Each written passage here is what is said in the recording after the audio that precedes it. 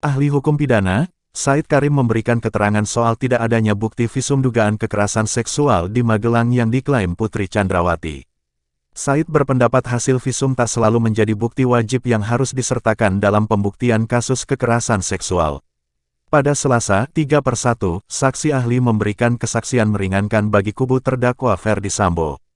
Keterangan ahli soal kesamaan kehendak, pembuktian motif, masa tenang perencanaan pembunuhan, sampai tanggung jawab jika pelaku salah tafsir, tak pelak menguntungkan posisi Ferdi Sambo dan Putri Chandrawati namun menyudutkan Richard Eliezer. Hakim menyatakan besok akan mengunjungi lokasi rumah Ferdi Sambo di Duren 3 dan juga rumah Saguling. Apa yang hendak digali dari sana?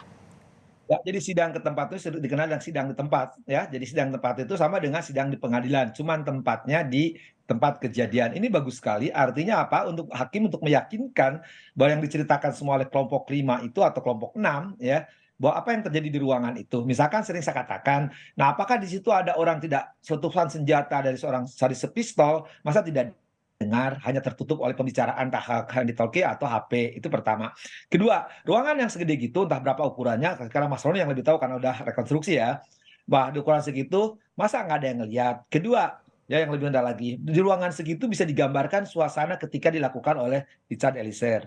Dalam suasana itu bisa dilihat juga peran PC, peran apa KM, apakah dengan kejadian itu yang nutup-nutup pintu itu, ya ruang itu apa maksudnya gitu kan. Kemudian peran-peran itu justru akan ketahuan. Hakim sudah yakin, oh ternyata yang dilakukan oleh FS, PC, KM, RR maupun Ican itu begitu. Jadi hakim sebagai karena lihat tempat kejadian nanti akan seperti rekonstruksi dah. Mudah-mudahan diperagakan itu. Jadi hakim akan menarik kesimpulan, oh dengan waktu dan ruang demikian itu, ya ada yang tidak mungkin, ada yang mungkin. Apalah lebih, oh ini orang tidak mungkin melakukan itu, orang mungkin melakukan itu. Apalagi ketika keluar dari pintu belakang, pintu depan, suara itu akan nampak semuanya. Gitu. Jadi sidang tempat sama dengan di ruang sidang pengadilan, cuma dilakukan di tempat kejadian. Dan sekali lagi itu adalah, misal kalau di perdata itu untuk misalkan jarak sengketa jarak tanah, oh pohon jengkol sama pohon rambutan batasnya supaya dilihat. Nah itu hakim melihat sendiri dalam persidangan itu tidak harus dibuktikan karena hakim sudah melihat. Oh sementara ada orang yang menyangkal, ada orang yang mengakui, ada yang terus terang, ada yang jujur, ada yang tidak jujur. Jadi akan ketahuan ruang itu justru akan menentukan, akan menggambarkan suasana tindak pidana ketika kejadian Oke. itu. Oke, kalau tadi itu soal sidang di tempat begitu ya, Kang Asep. Nah kita ke Pak Roni dulu. Pak Roni, dalam sidang hari ini ahli yang meringankan Sambo juga sempat dan lagi-lagi menyinggung soal bagaimana harus ada kesepahaman dan hajar cat atau tembak cat yang kemudian yang bertanggung jawab adalah bisa dikatakan di sini Eliezer. Tanggapan Anda seperti apa? Iya Mbak Disti, kalau saya lihat bahwa konstruksi hukum yang sedang dibangun bahwa Ferdi Sambo sebagai penganjur. Tetapi sekali lagi ya, fakta persidangan ini kan berbeda. Fakta persidangan ini membuktikan bahwa Ferdi Sambo adalah orang yang menyuruh melakukan. Dari mana kita lihat ya, sekali lagi, dari ketika dia memanggil saudara Ricky Rizal, kemudian saudara Ricky Rizal memanggil klien saya. Di sini sangat jelas bahwa dia yang orang yang menyuruh Don Plager namanya. Jadi bukan orang yang apa namanya yang tadi disampaikan seperti penganjur. Nah, kemudian terkait dengan bahasa hajar dan tembak, menurut saya bahwa yang bisa menjelaskan hal tersebut seharusnya adalah ahli bahasa, bukan ahli pidana. Tetapi sekali lagi begini, perlu kita sampaikan, coba kita ikuti cara berpikirnya ya. Ketika dia menyampaikan hajar, ketika memanggil Richard Eliezer di lantai 3 rumah Saguling, itu dia menanyakan senjatanya mana. Kemudian Ferdi Sambo menanyakan untuk mengisi peluru. Nah ini secara sadar bahwa Ferdi Sambo mengetahui bahwa Richard Eliezer ini membawa senjata. Jadi konotasi kata hajar ini sangat tidak masuk akal gitu. Jadi kalau kami melihat bahwa ini diksi kata yang dipakai bahwa seolah-olah klien saya salah menerima perintah. Nah pertanyaannya, kenapa klien saya kalau salah menerima perintah itu TKP dibersihkan, kemudian terus CCTV-nya dibersihkan juga, kemudian DNA dari almarhum Joshua dibersihkan juga, karena dikhawatirkan ada bekas DNA-nya dari Ferdi Sambo. Kemudian kenapa juga harus menembak tembok. Nah, juga nanti mereka sampaikan bahwa ini dalam rangka melindungi Richard Eliezer. Dalam rangka melindungi Richard Eliezer, kok ada dijanjikan uang 1 miliar, kok ada dijanjikan uang 500 juta Nah, kepada Ricky Rizal dan Kuatmaruf, di mana mereka mengakui hal tersebut. Nah, ini hmm, sebenarnya fakta persidangan yang yang publik sudah mengetahui, dan saya pikir bahwa oke. terkait pembelaan ini kami fokus kepada fakta persidangan saja. Saya pikir juga pun majelis hakim sudah bisa melihat. Seperti itu Mbak Disti. Oke, jadi kalau Pak Roni bilang unsur perencanaannya sudah jelas di sini ya, mulai dari perencanaan sampai kemudian apa ya, bisa dikatakan TKP juga sudah dibersihkan begitu ya. Kita ke Kang Asep. Kang Asep, tadi ahli juga mengatakan ada unsur perencanaan harus ada tenang dan juga rentang waktu. Apakah Anda melihat ini juga jadi pertimbangan hakim? Ya, sekali lagi perencanaan itu memang harus ada jeda waktu dan dengan tenang itu tadi kan bunuh atau tidak gitu Nah, kan dari Magelang, dari Saguling maupun dari apa Duren 3 juga ketahuan. Tadi misalkan dikatakan oleh Mas Roni ya bahwa diisi peluru itu ya senjata itu dengan magasin ukuran sekian, isinya sekian. Sebelumnya ditawarkan ke R kan mau nggak nembak gitu kan? Tidak katanya. Ah, ya, kemudian dilakukan. Itu juga udah ada dengan tenang kan seharusnya ketika tawarkan tolak, ah udah jangan deh. Misalkan gini, Ricky aja udah nolak masa saya tawarkan ke Icat. Nah, di situ kan dia bisa narik. Jadi tenang itu tidak batasan waktu, tapi sebenarnya sederhana. Ya, ketika perbuatan tembak, tembak atau udah hajar, hajar. Ya, itu yang saya senang tadi ya, kata hajar itu memang saya senang sekali tadi. Ya entah akrobat, entah ahli obat, entah apapun saya cuma senangnya tuh gini. Kan kasih contoh tuh, saya senang sekali. Ya ibarat makanan katanya. Kalau ibarat makanan tuh hajar, tembak. Ya betul, kalau orang sedang pegang senjata, ya hajar. Ya betul, pasti kalau perlu kan bukan untuk dimakan, untuk hmm. makan nyawa gitu, pasti keluarkan kan untuk membunuh orang. Jadi itu juga perlu dipahami. Nah, kemudian soal tenang dan apa dengan jeda waktu. Saya kira anak semester 2 juga udah tahu. Nah, lebih penting lagi, ketika tenang dia dihubungkan dengan pasal 51 ayat 2 tentang penganjur gitu kan. Ya beda pasal 51 ayat 1 dan ayat 2 kalau penganjur dengan tenang ya. Ya pasti kalau menganjurkan mah dengan tenang, anjuran untuk ber-KB, anjuran untuk hidup sederhana, ya, anjuran untuk curi jemuran gitu. Jadi sekarang lagi kalau anjuran sebagai soal penganjur dikaitkan dengan tenang dan jeda waktu, yaitu dua hal yang berbeda. Jadi ayat Oke. 51 ayat 1 dan 51 ayat 2 dikaitkan dengan perencanaan, tolong hati-hati. Nanti mahasiswa saya pada ketawa-ketawa gitu.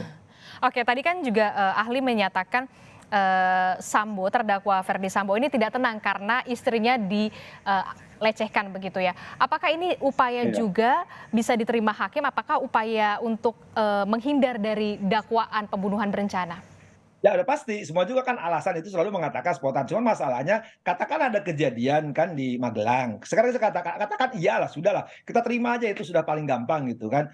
Loh, kalau emosinya kenapa ada jeda waktu, ada waktu hiburan, ada main bulu tangkis dan sebagainya. Cukup waktu kan. Kalau emosi mah ketika saya dijita kepala saya oleh Mas Roni, oh saya nggak nunggu waktu, apalagi saya ngerahkan pasukan dari Jawa Barat. Saya jitak lagi Roni gitu kan. Itu juga kalau itu memang masa emosi tertahan gitu. Jadi ya tenang, tenang untuk memerintahkan membunuh gitu. Oke, kalau Kang Asep menyatakan melihat dalam kasus ini motif memang harus dibuktikan atau seperti apa? Kalau tadi ahli bilang motif harus dibuktikan. Sekali lagi, nah sekarang seginilah pada saat pusing jawab terus ya. Kalau motif terbukti, unsur tidak terbukti, masa nggak dihukum? Ya, Hmm. motifnya dia karena balas dendam, karena istrinya digituin. Tapi unsur tidak terbukti, masa harus dibebaskan? Makanya sering kali lagi. Tadi jaksa penuntut pintar sekali tuh kan.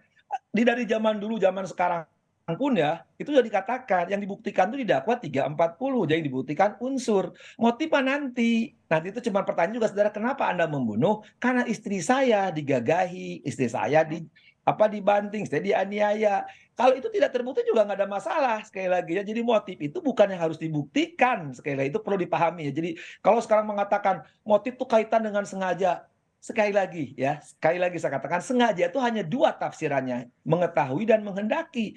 Dia menghendaki nggak dibunuh?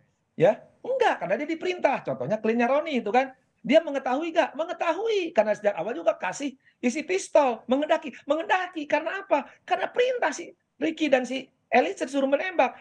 Itulah unsur. Kalau sekarang dikaitkan sama motif, kan harusnya kalau motif betul-betul karena dia harga dirinya diinjak, harga diri digagahi istrinya, ya lakukan ya tempeleng. Tapi sekali lagi catatannya, dia penegak hukum, dia kadif propam, istrinya juga juga seorang tenaga kesehatan. Kenapa nggak dilaporkan? Kan pertanyaannya berikutnya, karena malu loh, karena malu. Kok malu tunggu berhari-hari gitu kan. Jadi ini ada pertanyaan-pertanyaan yang sifatnya nanti akan saya yakin akan keluar pertimbangan hakim, kelak pasti pertanyaan itu akan dijawab. Tapi sekali lagi kalau motif, Mas, sekali lagi bahasa hukumnya tidak harus dibuktikan, cukup ditanyakan. Nah, bahasa sederhananya yang dibuktikan itu adalah unsur, ya. Nanti ketika hakim mau menjatuhkan hukuman, baru ditanya kenapa Mas Roni tempeleng Ang Asep. Sebel ngomongnya sih, suka ngomong cabul melulu. Ah udah pantas Oke. Roni karena si Asep berlaku itu. Nah, itu hanya itu aja, tapi itu terbukti tidak terbukti karena unsurnya nempeleng tadi. Saya nempeleng Roni, ya itu udah terbukti, ya sudah selesai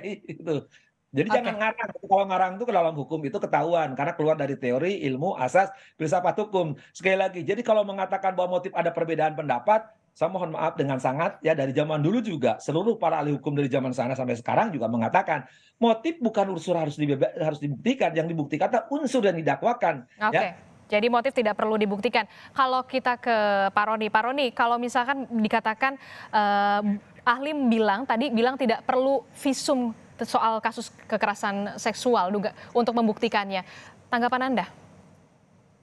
Saya pikir bahwa sudah dimintain juga keterangan ahli dari jaksa penuntut umum ya, kriminolog ya, sudah sampaikan bahwa motif itu tidak dibutuhkan ya dalam kasus pembunuhan berencana. Jadi saya tidak dalam kapasitas berkomentar terkait dengan yang disampaikan visum, tetapi menurut kami ketika suatu peristiwa pidana tentunya harus berbicara tentang alat bukti ya.